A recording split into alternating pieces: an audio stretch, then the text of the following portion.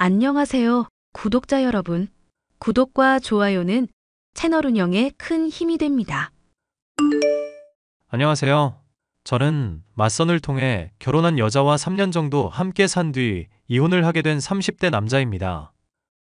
애가 딸린 여자와 결혼을 한다는 말에 주위에서 만류가 많았었지만 사랑으로 극복할 수 있을 거라고 생각을 했었죠. 하지만 제 노력에도 불구하고 아내는 바뀌기는 커녕 오히려 제게 더 많은 것을 요구하며 뒤통수만 얼얼하게 후려친 사람이었습니다. 그런 아내의 실체를 까발리고 복수해준 사연에 대해 얘기를 해볼까 합니다. 여보, 나 법무사 시험 한번 공부해 보려고. 직장 때려치고 본격적으로 한번 해볼까 해. 법무사? 당신 공부는 영 젬병이고 취미에 안 맞다면서 학창시절 내내 놀기만 했다던 사람이 법무사 공부는 갑자기 왜? 직장도 때려치면서까지 하려는 이유가 뭐야? 당신이 공인중개사 일하는 거 보니까 고생은 혼자 다 하는데 막상 돈은 편하게 일하는 법무사들이 훨씬 많이 챙기는 것 같더라고. 그래서 나도 법무사 공부해서 당신 일 편하게 해주고 돈도 많이 벌려고. 법무사 그거 공부하는 거 쉽지 않을 텐데 공부하면서 스트레스 감당할 수 있겠어? 민재 육아도 힘들어하는 사람이. 그래서 말야, 당신이 육아며 공부며 도와줬으면 싶은데 어때? 나 늦게 시작하기는 했지만 이제 나이도 20대 후반이라 늦은 거 아닌 것 같아. 법무사 꼭꼭 돼서 당신이랑 우리 아들 민재 호강시켜주려고. 민재 초등학교 들어갈 때쯤 엄마 뭐 하시냐, 선생님이 물을 때 법무사요. 이런 뿌듯할 것 같아. 나야 당신 하고 싶은 거 안 말리고 싶고 응원하고 싶은 사람이지. 근데 당신 프로 볼링 선수 되고 싶다면서 제대로 해보겠다고 저번에 장비값만 60만 원 넘게 투자했었던 거 기억나지? 그러고 볼링 1개월 있다가 바로 때려쳤었잖아. 그거야, 볼링을 하다 보니까 터널 증후군 점점 심해지는 것 같아서 그랬던 거고.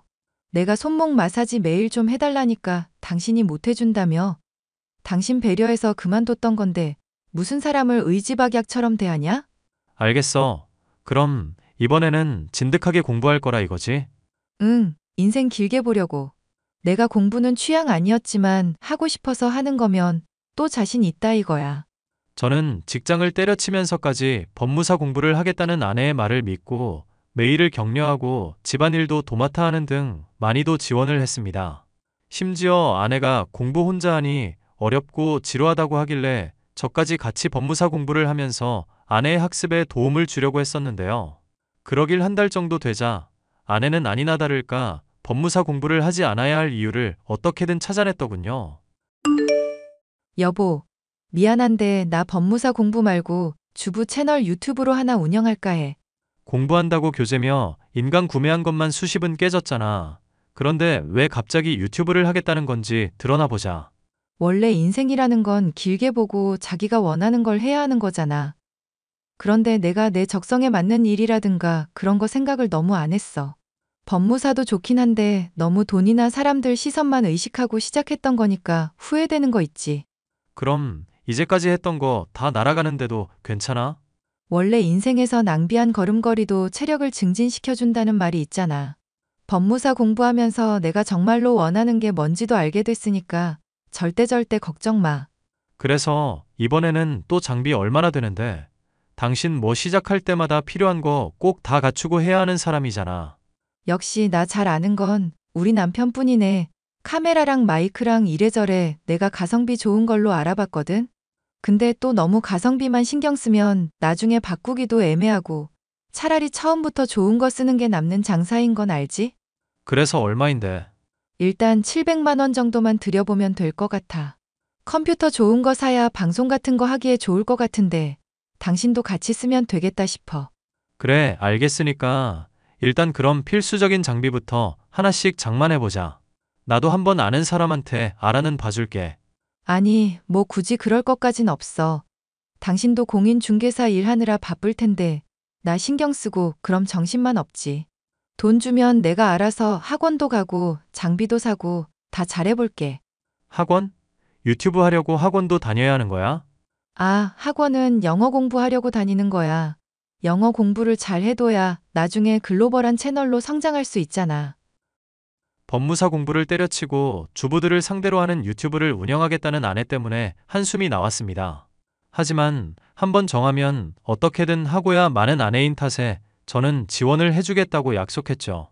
이 모든 것이 아내를 위해서이기도 했지만 저와 민재를 위해서 더 나은 모습이 되려고 하는 아내의 의도를 이쁘게 봐서였는데요. 아내는 뭔가에 매진할 수 있는 능력이 있는 사람이 아니었습니다.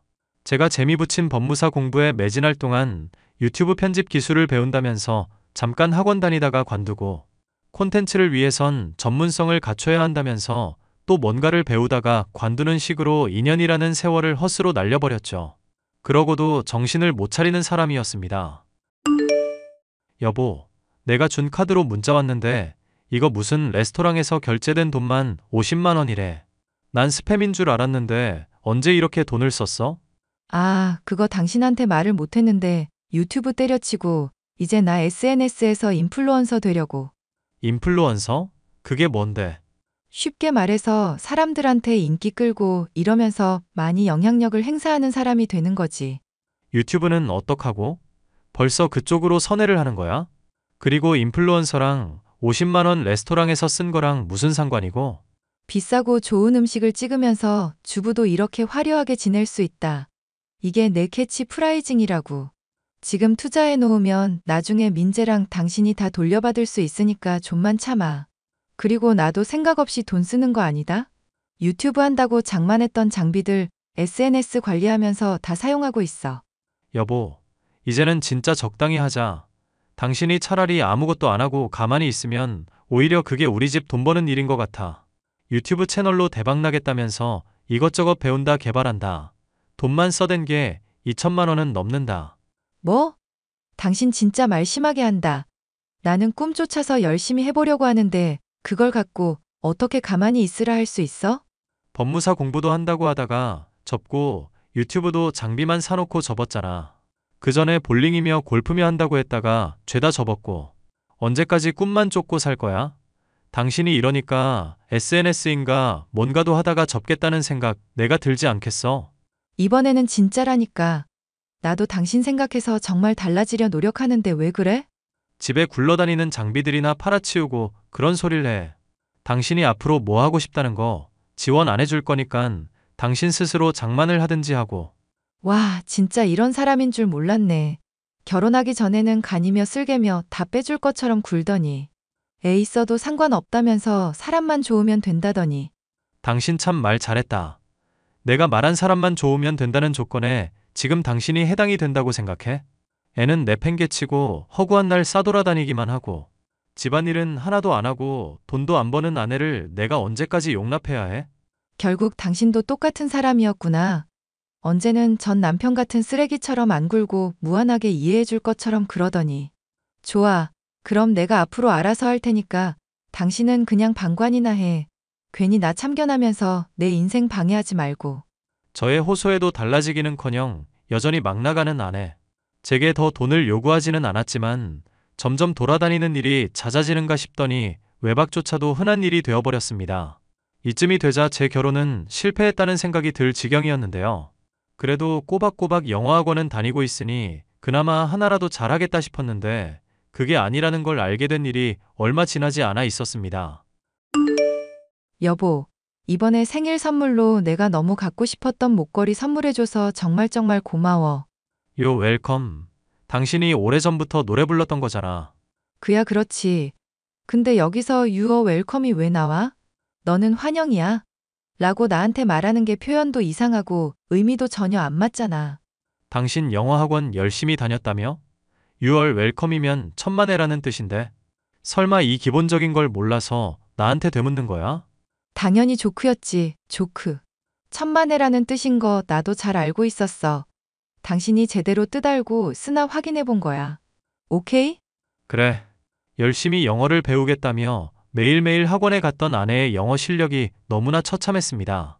그 뒤로도 확인차 기본적인 단어 같은 것들을 물어보면서 슬쩍슬쩍 떠봤는데도 마찬가지였던지라 의심이 생길 수밖에 없었죠. 저는 아내가 영어학원에 간다고 해놓고 대체 어딜 싸돌아다니는 건지 궁금해졌고 쉬는 날 몰래 아내를 따라다녔었는데 아내는 제 미행을 눈치채더니 노발대발 난리도 아니었습니다.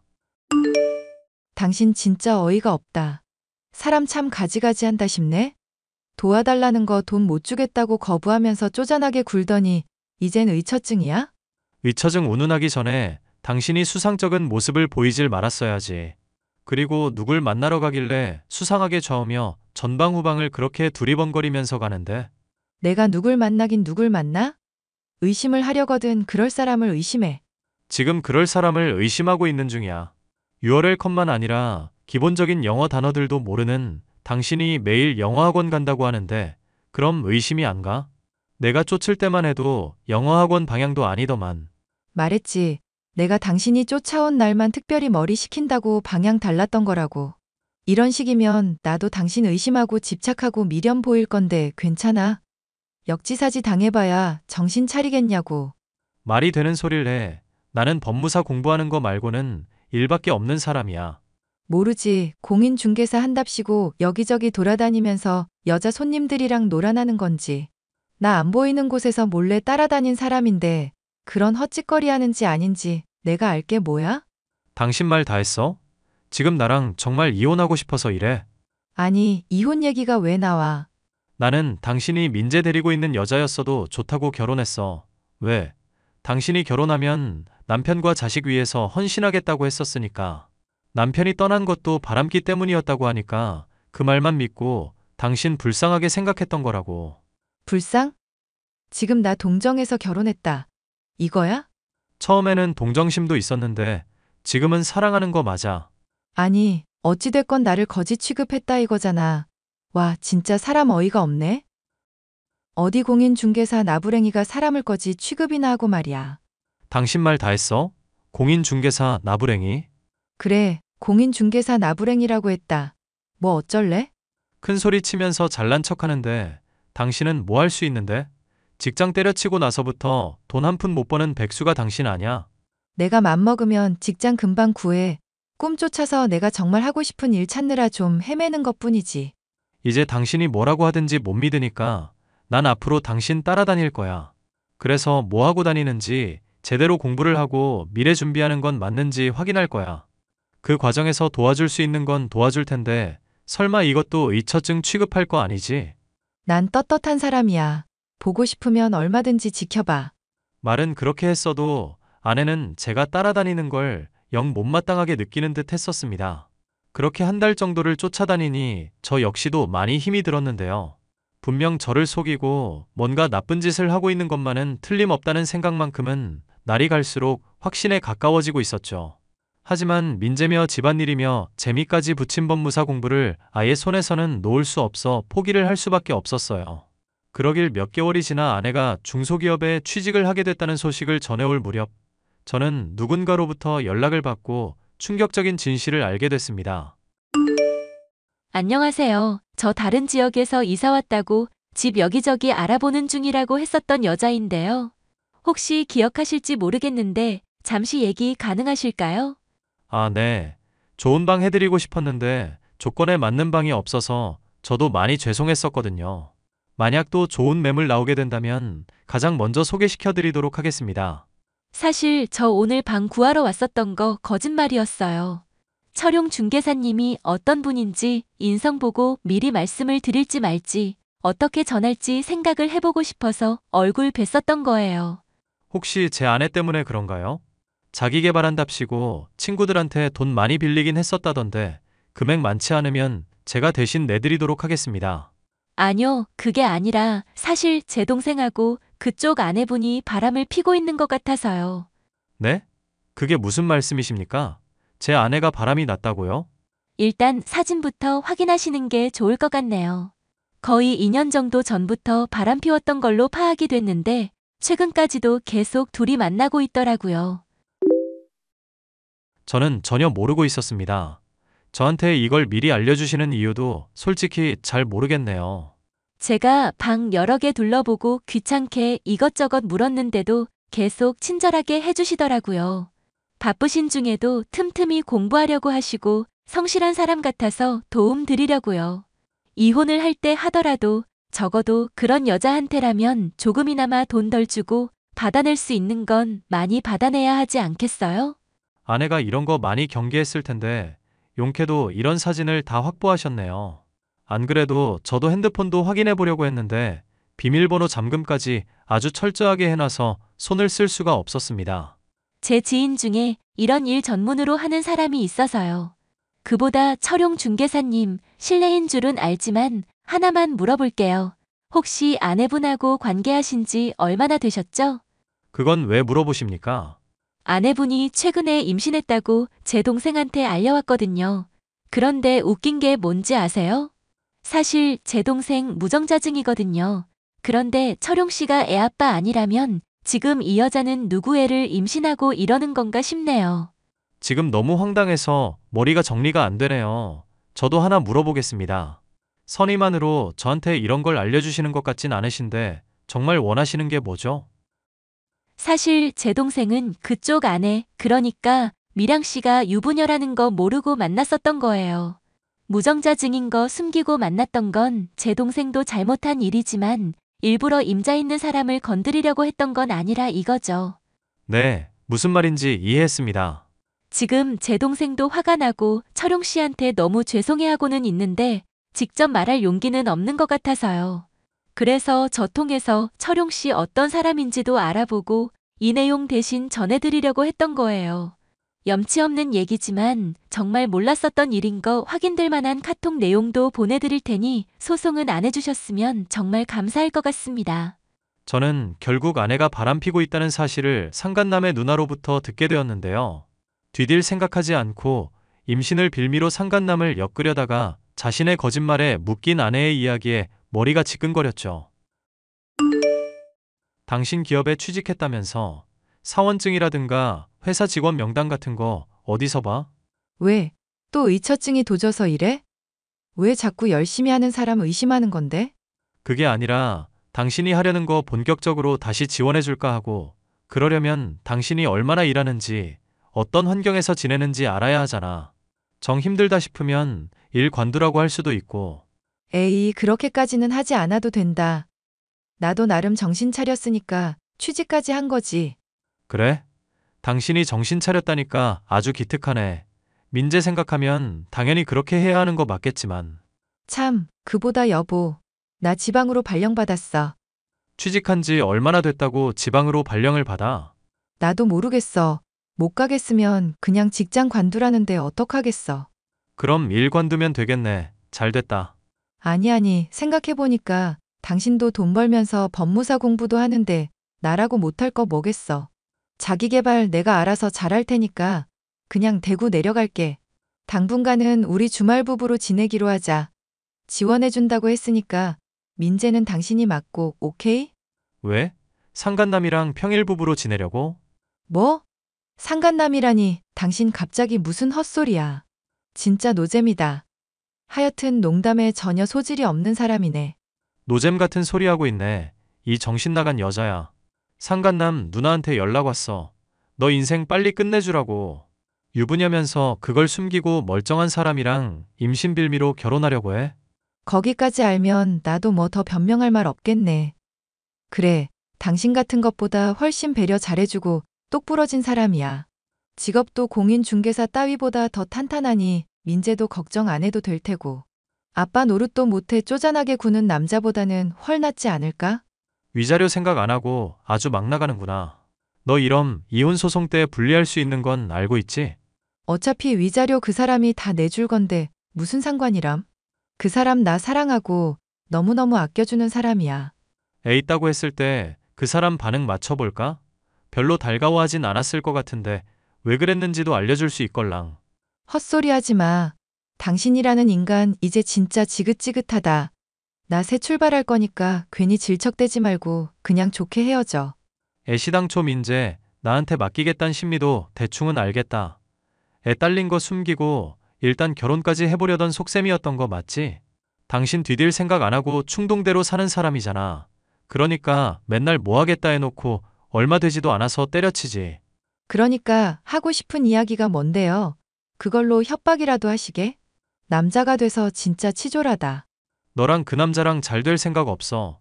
왜냐면 그 남자 무정자증이거든. 너가 가진 애는 내 애도 그 남자 애도 아니란 얘기지. 뭐? 자, 잠깐만.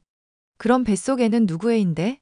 너가 인플루언서인지 뭔지 하면서 술 처마시고 놀러 다니는 동안 생긴 애인가 보지. 그걸 왜 나한테 묻고 자빠졌어. 정신 나간 여자야. 자, 잠깐만. 철용 씨, 나 지금 잘 이해가 안 가서 그런데 얼굴 보고 얘기하면 안 될까? 우리 이대로 헤어지기에는 또 정리할 것도 많잖아. 네가 뭐 하겠다면서 구매한 장비들 싹 다 중고로 팔아버릴 거니까 정리하고 자시고 할 건 없어. 그냥 너 왔던 그대로 몸만 꺼지면 돼. 민재 데리고 가는 거 잊지 말고. 민재 아빠, 정말 이럴 거야? 나 민재 데리고 임신까지 한마당인데 버리겠다고? 먼저 배신한 건 너잖아. 버린 건 내가 아니라 너지. 여보, 잠깐만 내 얘기 좀 들어봐. 저는 아내와의 이혼 소송을 통해 정신적 충격을 비롯해 그간 갈취당한 돈을 모조리 토해내게 했습니다. 상간남은 누나를 통해 그 뒤로 저를 만나 정식으로 사과하겠다고 연락을 취해왔지만 서로 얼굴을 보지 않는 것이 좋을 것 같아 거절을 했고요. 그 뒤로 상간남의 누나를 통해 이혼을 당한 전 아내가 친정에 민재를 맡겨놓고 클럽이며 술집을 전전한다는 얘기 또한 들을 수 있었답니다. 여전히 정신을 못 차리고 쾌락과 충동에 지배되어 살아가는 아내의 소식은 신경을 끈 채 법무사 공부에 매진한 저는 최근 1차를 통과할 수 있었는데요. 치열하고 힘든 매일매일이지만 미래를 위해 준비하시는 분들에게 격려받고 2차 시험을 잘 치를 수 있었으면 좋겠습니다.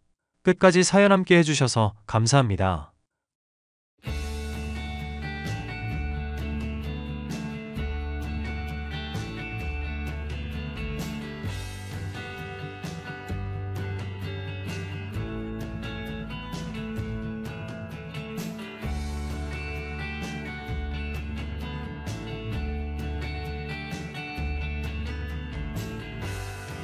안녕하세요, 구독자 여러분. 구독과 좋아요는 채널 운영에 큰 힘이 됩니다. 안녕하세요. 저는 부산에서 거주 중인 46살 남성입니다. 중학생 된 딸아이를 키우고 있고 2년 전 이혼을 경험했어요. 현재 성형외과 전문의로 근무하고 있고 이혼하면서 노모를 모시고 함께 살고 있습니다. 사춘기에 접어든 딸아이에게 이혼이라는 아픔을 안겨 미안하지만 딸아이는 되려 저를 걱정해 준답니다. 노모는 고향인 순창에서 평생을 살다 태풍 피해로 고향에서의 삶을 정리하고 부산으로 넘어오셨어요. 함께 살게 되기까지 정말 험난한 과정이 있었는데 그게 바로 아내와의 이혼이었습니다. 서울이 고향인 아내는 부유한 환경에서 곱게 자란 깍쟁이 스타일이었어요. 평생 고생이라는 건 안 해본 것처럼 말 그대로 공주님 스타일이었습니다. 대학 다니던 시절 첫눈에 반해 제가 쫓아다녔고 오랜 연애를 한 뒤 전문의가 되고 결혼을 했습니다.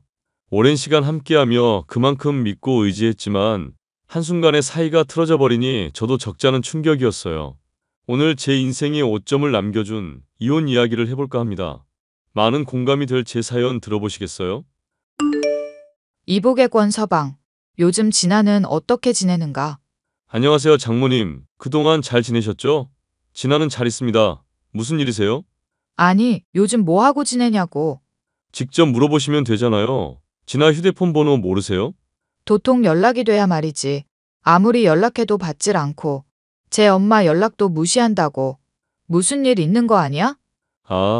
아이가 사춘기라 생각할 것도 많고 요즘은 공부에 집중한다고 아침부터 밤늦게까지 독서실에 있어요. 그래도 그렇지. 어떻게 제 엄마 연락을 씹어?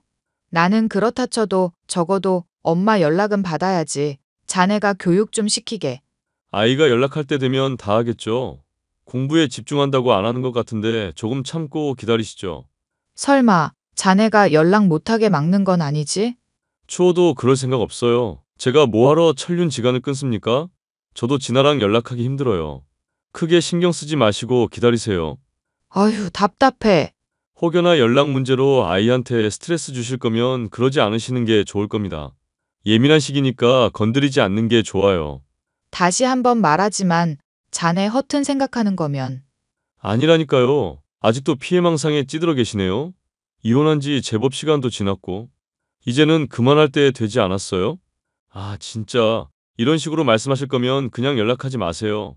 아, 알았네. 왜 신경질인가. 나중에 다시 연락할 테니 그리 알게. 아내는 대학병원에서 근무하던 간호사였고 저는 당시 레지던트 신분이었습니다. 같은 과에서 동고동락하니 평소에 이야기도 많이 하고 친밀한 관계를 유지할 수 있었죠. 나이도 동갑인데다가 제가 군의관으로 근무할 때에는 제가 있는 지역까지 면회를 왔던 유일한 동료였어요. 군 생활을 끝내고 다시 대학병원에 복직하고 전문의로서 외래 진료도 보고 본격적인 임무 수행을 하기 시작했습니다. 제 전담 간호사로 배정받으며 환상의 호흡으로 병원 생활을 이어나갔습니다. 그러다 보니 동료애로 똘똘 뭉쳐있던 감정에 사랑이 싹트기 시작했고 저희는 어느덧 병원 대표 커플로 유명해졌어요. 그렇게 30이라는 나이에 저희 둘 사이에 갑작스레 아이가 생겨 결혼을 하게 됐습니다. 서로 사랑만 했지 결혼에 대해 진지하게 생각하지 않고 있던 상황이라 조금 당황스럽긴 했지만 저희는 오랜 고민 끝에 주변의 많은 축복 속에 결혼식을 올릴 수 있었어요. 자기야, 많이 힘들지? 아프고 신경 쓰일 게 한두 가지가 아닐 텐데. 고맙고 미안해. 아니야. 원래 다 이런 건데 뭐. 그래도 난산이라 수술할 뻔했는데 잘 참았어. 고생 많았고. 그러게. 진짜 죽는 줄 알았어. 이렇게 고생할 줄 알았으면 그냥 딩크족으로 살 걸 그랬어. 이왕 낳은 거 우리 잘 키워보자. 조금 전에 아이 보고 왔는데 당신 닮아서 얼마나 예쁘던지. 어떻게 시집 보낼지 걱정이야. 벌써 그 걱정을 해? 어이구, 이 팔불출아. 나는 힘드니까 당신이 많이 도와줘야 해. 그럼 그걸 말이라고 해? 우리 두 공주님들 내가 모시고 살아야지. 뼈랑 근육 다 뒤틀려서 산후조리 끝나는 대로 운동 다닐 거야. 몸매 관리해야지. 너무 무리하지는 마. 출산한 거 자체가 대단한 일인데 조금 천천히 회복해도 되잖아. 그러다 몸 상해. 할 수 있을 때 해야 하는 거야. 회복도 빠른 편이고 조리원 퇴소하고 나면 어느 정도 기운 차리겠지. 그래. 일단 지금은 아무것도 하지 말고 푹 쉬자. 그게 우선이야. 알겠어. 아이 사진 찍어왔지? 사진 좀 보여줘. 자, 여기 봐봐. 얼마나 예쁜지. 저희는 혼전 임신을 한 상태라 결혼하고 얼마 지나지 않은 시점에 출산을 했어요. 배가 불러오기 시작하면서 아내는 일을 할 수 없는 몸이 돼버려 휴직을 신청했고요. 아내는 임신 중에도 몸매 관리를 해야 한다며 하루에 한 끼는 샐러드 도시락을 먹었을 정도로 관리에 엄청 정성을 쏟아부었어요. 요가부터 필라테스까지 임산부가 할 수 있는 운동이라는 운동은 전부 했을 정도니까요. 그래도 운동 덕분에 순산할 줄 알았는데 초산이라 그런지 난산을 겪었습니다. 수술 위기에 처했다가 어렵게 아이를 출산했죠. 아내는 아이를 낳고 몸조리는 확실히 해야 한다며 최고급 산후조리원에서 생활했습니다. 강남에 연예인들이 줄지어서 다닌다는 곳이었는데 3주 비용이 1,000만 원이 넘을 정도로 상당히 고가였어요. 그래도 고생한 아내를 위해 이왕 몸조리하는 거 제대로 하라며 뒷바라지 다 해줬습니다. 조리원을 퇴소한 뒤에는 집에 엄마, 장모님이 오며 가며 미역국, 반찬 등을 해다 주셨어요. 그런데 그때부터 뭔가 아내가 달라지기 시작했습니다. 처음에는 아이도 낳고 여러모로 예민해져서 그런 건가 싶었는데 아이를 낳은 사람과는 거리가 멀게 행동을 했거든요. 몸매 관리를 해야 한다며 수유 중임에도 불구하고 음식을 입에 대지 않고 쉐이크, 닭 가슴살, 샐러드 이런 것만 먹었어요. 베이비시터를 고용해 아이를 맡기고 낮 시간엔 왼종일 운동만 하더라고요. 자기야, 엄마랑 장모님이 가져다 주시는 음식들 왜 안 먹는 거야? 몰라서 물어? 나 관리 중이잖아. 아니, 적당히 해야지. 아무것도 안 먹고 그러다 몸 상한다니까? 아, 왜 그러는 거야? 관리하려면 염분 들어간 음식은 자제해야 하는 거 몰라? 그게 내 몸매를 망치는 일이라고. 아니, 그래도 그렇지. 당신 아이 낳은 지 한 달밖에 안 됐다고. 그러다 골병 들어. 안 그래도 출산하고 체형도 바뀌고 스트레스인데 당신까지 그럴래? 내가 알아서 하게 두라고. 다른 건 몰라도 모유 수유는 한 달 이상은 해야지. 아이 면역력을 좌우한다니까? 별걸 다 신경 쓰네. 의사라 이거야? 그런 거 아니어도 요즘 애들 영양제 잘 나와. 상관없어. 아니, 아이보다 중요한 게 어딨어? 물론 건강도 중요하지만 지금 지나칠 정도로 무리하는 거라고. 아주 대단한 의사 납셨네. 나도 간호사야. 그런 거 모를 줄 알아? 왜 당신만 아는 척해? 그게 아니라 당신이 걱정돼서 하는 소리잖아. 몸 상할까봐 걱정된다고. 집에 오면 남편, 아이 아빠로 행동해. 여기서 나는 당신 환자 아니야.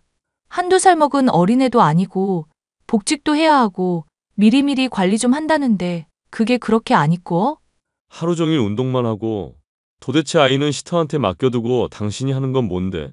아이한테 조금만 신경 쓰라고. 아, 알았어. 잔소리 좀 그만해. 아내는 매번 베이비시터에게 아이를 맡기고 바깥으로 나돌았습니다. 어느 날 뉴스에 베이비시터가 아이들을 폭행하거나 괴롭히는 이야기가 보도되었고 제가 다 불안하더군요. 결국 엄마와 장모님이 번갈아 가며 아이를 봐주기로 하셨습니다. 당연히 저는 양가 어머니들에게 죄송한 마음이 들었고 괜한 짓을 하는 건가 싶었죠. 그런데 다행스럽게도 두 분은 제 마음을 이해해 주셨습니다. 원래 이러기도 하고 저러기도 하면서 키우는 거라고 말이죠. 그렇게 14년의 세월이 흘렀고 아이는 중학교에 입학했습니다. 한참 예민할 시기고 공부를 좋아했던 아이라 잘 챙겨줘야 했는데 아내는 이제 스스로 할 수 있는 나이라며 아이는 완전히 뒷전으로 생각하더군요. 보다 못한 제가 아기였을 때도 그렇더니 왜 나아지는 게 없냐며 아직 어린애라 돌봄이 필요하다고 했더니 뭐라는 줄 아세요? 제가 되려 과잉보호하는 거랍니다. 어이가 없었죠. 신경을 써줘야 하는 나이인데 과잉보호란요. 남들은 자식 옆에 찰싹 달라붙어서 이것저것 다 챙겨준다는데 아내는 정말 친엄마가 맞나 싶을 정도로 나몰라라 했습니다. 결국 저희 부부는 양육 방식에 있어서 큰 의견 차이를 보였고 부부싸움을 하게 되었습니다. 2달 정도 냉전 기류가 흘렀는데 그 적막감은 그리 오래가지도 못했습니다. 아이고, 권서방. 어쩌면 좋나. 우리 정말 망했어. 장모님 진정하세요. 무슨 일 있으세요? 이번에 내가 투자한다던 거 있지? 그거 사기를 당했지 뭐야. 어휴, 내가 죽어야지. 그런 말씀 하지 마세요. 자세히 얘기해 주실 수 있으세요? 엄마가 지난번에 재개발 예정인 곳에 빌라 봐둔 거 있어서 거기에 투자를 좀 하셨는데 뭔가 잘못된 모양이야. 사기당했다고 하는 게 그거지. 적은 돈도 아니고 20억을 홀라당 날려버렸으니 이제 어쩌면 좋아. 그거 내 전 재산인데. 장모님 일단 진정부터 하세요. 상황을 더 알아보고 조치를 취해야죠. 이미 틀렸어. 차라리 그냥 죽는 게 낫지. 그런 말 마시라니까요. 제가 도울 수 있는 거면 얼마든지 도와드릴 테니까 그 죽는다는 말씀 좀 하지 마세요. 자네가 날 도와준다고? 정말 그럴 수 있나? 여보, 우리 엄마 좀 도와주라. 당장 급한 것만 해결하면 자금난 해결되고 금방 갚을 수 있어. 응? 그러네. 당장 대출받은 것만 갚으면 내가 갖고 있는 부동산 굴려서 자금 마련하면 되니까 혹시 도와줄 수 있나? 대출금이 얼마나 되는데요? 대출은 10억 정도야. 도와주면 내가 이자까지 쳐서 갚아주겠네. 그러니 나랑 수인이 믿고 한 번만 도와주면 안 되겠나? 일단 제가 당장 융통할 수 있는 현금이 1억 정도예요. 더 큰 돈은 저희 엄마랑 이야기를 해봐야 합니다. 어머님이랑 당장 이야기 좀 해봐. 우리가 많이 급하거든. 응? 알겠어. 장모님, 제가 본가랑 이야기 좀 해보고 연락드릴 테니까 안정 좀 취하고 계세요. 말이라도 고맙네. 정말 이 은혜는 잊지 않을게. 정말 고맙네. 엄마, 지금 통화 가능해요? 좀 급한 거라. 무슨 일이니? 아니, 조금 전에 처가댁 연락받았는데 상황이 조금 심각한 모양이야. 지난번에 부동산 투자한다시는 게 잘못됐는지. 그게 정말이야? 한두 푼도 아닐 텐데 피해가 크시대? 그래서 말인데 나한테 도움을 요청하시더라고. 내가 지금 가진 돈이 1억 조금 넘는데 10억 정도 자금이 필요하신가 봐. 그렇게나 많이? 땅을 정리하고 있긴 한데 당장은 어려워. 도와드릴 순 있는데 시간이 좀 걸릴 텐데. 그래도 되는 대로 도와드려야지 뭐. 죽겠다 소리까지 하시고 지금 상황이 많이 안 좋거든. 어떡한다니. 땅 처리가 빨리 끝나면 가능은 한데. 그리고 확실한 거냐? 뭐가요? 이렇게 큰 돈 빌려주는 것도 처음이긴 한데 원래 돈 거래는 가족이라도 철저하게 해야 하는 거 알지? 알죠. 설마 거짓말이라도 하시겠어? 그런 게 아니라 조심해서 나쁠 건 없다는 소리야. 아무튼 상황 보고 알려주렴. 이 엄마도 땅 정리되는 거 좀 앞당길 수 없냐고 물어볼게. 고마워요 엄마. 부탁드릴게요. 며칠의 시간이 흐르고 본가에서 8억, 제가 1억 정도를 보태드렸고 급한 불을 끌 수 있게 되었습니다. 다행히 처가댁의 상황은 빠르게 안정되어 갔고 돈이 벌리는 족족 은행 빚을 갚고 이래저래 정신이 없었습니다. 앞으로 2년 정도는 지켜봐야 할 것 같았어요. 그러던 와중에 엄마가 갑자기 쓰러졌다는 연락을 받고 급히 고향으로 갔습니다. 다행히 과로로 인한 빈혈이었고 몸에 큰 문제는 없었죠. 워낙 고령인데다 걱정이 이만저만 아니었는데 10년 감수했다는 심정이 이런 건가 싶더라고요. 여름이 오고 심한 장마가 시작되던 시기에 제 인생에도 검은 먹구름이 들이우기 시작했습니다. 역대급 폭우 기록을 갈아치우며 매일매일이 전쟁 같았는데 우려했던 일이 발생하고 말았죠. 부모님이 계신 고향 지역이 폭우 최대 피해 지역이라 수많은 이재민이 발생했던 겁니다. 걱정되는 마음에 부모님께 전화를 했지만 받질 않으셨고 불안한 마음은 계속 커질 수밖에 없었어요. 다음 날이 되어서야 엄마한테 연락이 왔는데 다행히 일찌감치 피해서 무사하다는 말을 듣는데 정말 다행이었습니다. 대신 집을 잃었고 산 밑에 위치해 있던 집이라 복구하는데 시간이 얼마나 걸릴지 모르는 상황이었어요. 엄마, 괜찮은 거 맞죠? 뉴스 보니까 피해가 심각하다던데. 말도 마라. 겨우 빠져나와서 시내 호텔로 피해 있어. 휴대폰도 배터리가 없었다가 이제 충전하고 연락하는 거야. 집은 어떻게 됐어요? 엄마, 아버지 무사한 거죠? 걱정하지 마라. 일찌감치 피해서 다친 데도 없고 호텔 사장이 배려해줘서 이재민들 대부분이 여기 와 있어. 집은요? 산사태 나서 다 무너졌지 뭐. 오갈 곳 없어서 여기로 온 건데 집 복구시킬 때까지 다른 곳에서 지내야 할 것 같다. 다행이에요. 안 다친 것만으로도. 얼마나 걱정했다고요? 사람 그렇게 쉽게 안 죽는다. 다행히 재산 정리도 다 해놔서 피해본 것도 없어. 집 사라진 것 말고는. 집 복구하는 건 어떻게 된대요? 지자체에서 해결해 주는 건가? 그러면 늦어지겠지. 어차피 복구한다고 해도 잔해물 치우고 다시 다 지어야 할 판이야. 완전히 무너졌으니까. 그럼 최소 3, 4개월인데 어디서 지내려고요?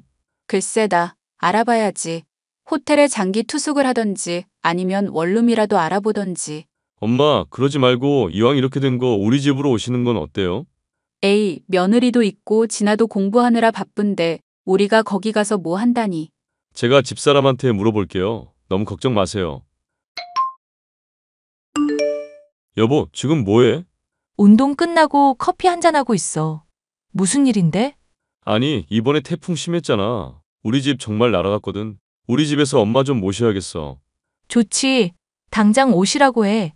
대신에 숙박비는 하루에 식비 포함해서 30만 원이니까 전해드려. 응? 지금 그게 무슨 소리야? 엄마한테 숙박비라도 받으라 이거야? 그럼 안 받아? 한 사람도 아니고 2명인데 아무 조건 없이 같이 살 순 없지. 하다못해 관리비라도 내주시던가 그래야지. 좀 그렇다. 살갑게 하는 건 바라지도 않았지만 그래도 그런 태도는 좀 아니지 않아? 뭐가 어때서? 어차피 돌아가시면 재산 다 당신한테 물려줄 거잖아. 그거 조금씩 준다고 생각하면 되지. 여보, 지금 그게 무슨 말이야? 지금 나랑 말장난해? 아니? 장난하는 거 아닌데? 집에 오시는 건 상관없어. 대신에 돈 줘야 모실 거야. 도대체 왜 이러는 거야? 무슨 원한이라도 있어? 원한은 없지. 그리고 그렇게 돈이 많으시면서 고작 9억 빌려주시는 게 말이 돼? 고작 9억이라니. 9억이면 웬만한 집 한 채 값이야. 솔직히 지난번에 당신 어머니랑 통화하는 거 들었어. 땅 정리하고 있고 재산 정리도 했다며. 그럼 현금 융통 더 많이 했을 텐데. 우리 못 믿어워서 이것만 주신 거잖아. 그건 또 무슨 소리야? 됐거든? 오시든지 말든지 알아서 하시라고 해. 만약에 더 도와주셨으면 빚 한 번에 다 갚고 우리도 상황이 나아졌을 거야. 근데 우리 못 믿어서 그렇게 된 거잖아. 당신 왜 이렇게 삐딱선이야? 안 빌려줬을 거면 내가 이야기 꺼냈을 때부터 거절하셨을 거야. 그리고 엄마가 오해하라고 하신 말 아니잖아. 몰라. 이미 기분 상했으니까 더 이상 왈가왈부하지 마. 모시고 싶으면 모셔. 나는 친정에 가 있을 테니까. 당신 정말 이럴 거야? 왜 혼자 오해하고 혼자 그딴 식으로 행동하는데? 저기요. 양심에 손을 얹고 생각해 보세요. 아무튼 내 계좌 알려드려. 이 정신 나간 년아. 당장 짐 싸서 태풍 속으로 꺼져버려. 당신 진심도 모르고 지금까지 살아왔네. 엄마가 돈 빌려주고 나서 고맙다는 말 한마디라도 했니? 최소한의 양심이라는 게 있으면 적어도 고맙다는 말은 했어야지. 당신 말대로 더 이상 이야기하지 않을게. 가 있든 말든 알아서 해. 내일 바로 엄마 모셔올 거야. 그렇게 아내는 짐을 꾸려 친정으로 가버렸고 저는 부모님을 모시고 올라와 살게 되었습니다. 딸아이가 불편할까 걱정했는데 다행히 부모님을 좋아해서 원래 같이 살았던 것 마냥 친밀하게 지내더라고요. 와이프는 연락 한 통 없이 처가살이를 시작했습니다. 얼마 뒤 딸아이가 조심스레 할 말이 있다며 지금 아니면 못할 것 같다며 저를 찾아왔더라고요. 학교 끝나고 병원까지 직접 찾아온 걸 보니 뭔가 심각한 말을 하고 싶었나 보다 싶어서 대화를 나누기 시작했어요. 무슨 일인지 이야기를 들어보니 와이프가 과외 선생님이랑 바람을 피우는 것 같고 그동안 자신을 학대해왔다는 사실을 고백하더라고요. 그러면서 증거물이라면서 녹음기와 휴대폰 동영상을 보여주는데 어떻게 부모가 자식한테 이러나 싶을 정도로 심했습니다. 딸아이는 자신이 공부라도 잘하면 건드리지 않을까봐 미친듯이 학업에 매달렸던 거고요. 바람 피우는 증거는 딱히 없어서 딸아이와 짜고 증거 수집을 하기로 했습니다. 과외 선생이 방문하는 날 딸아이가 휴대폰을 몰래 봐서 메시지나 사진을 뒤져 증거를 찾아냈고 제 휴대폰으로 보내줬어요. 적나라한 증거를 가지고 이혼 소송을 해야 하나 고민을 하는데 딸아이가 용기를 주더라고요.